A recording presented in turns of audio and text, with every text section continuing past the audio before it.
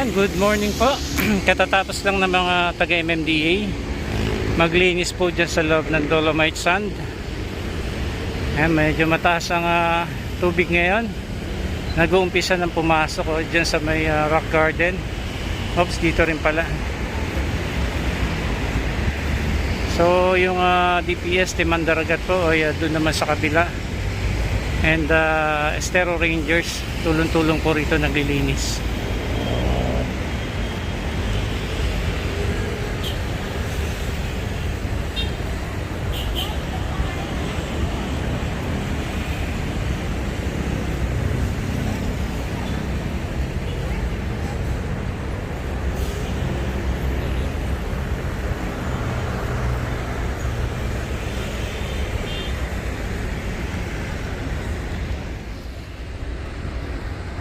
Ngayon, nabawasan na po yung mga basura dyan sa may rock garden na nakuhanan po natin kahapon, saka dito rin sa kahabaan nitong shoreline dito phase 1 hanggang doon sa dulo, at least kahit pa paano po nabawas-bawasan na po yung mga basura. So sa ngayon po ano na sila, break na yata ng mga naglilinis, at mamaya naman sila uulit. Yan, tirik na po yung araw. Okay, so punta po tayo sa kabila.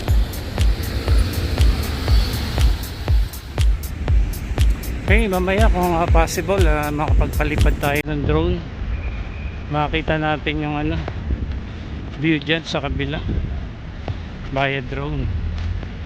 So ito po yung comfort room. Ayan. Pero tingin pa rin tayo dito sa kabila.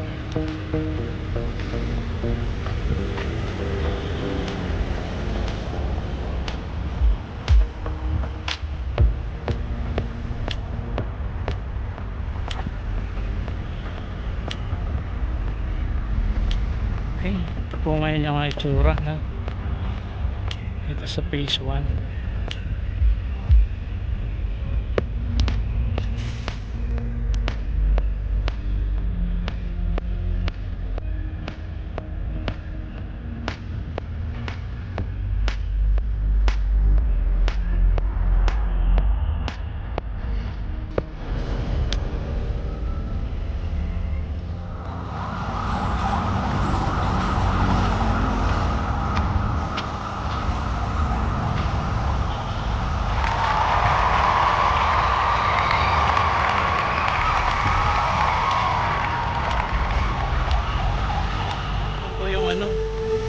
Mga taga DNR, EMB, mga monitor ng tubig po dito sa ating Manila Bay.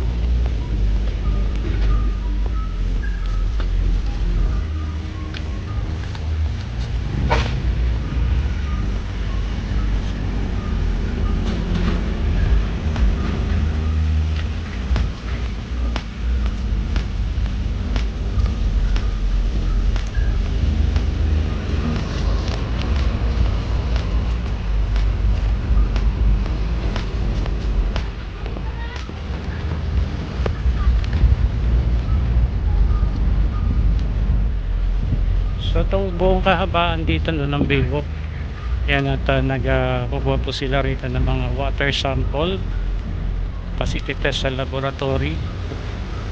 Kaya meron din silang aparatong ginagamit yan. Ayun, so nilulubog na lang yung aparato.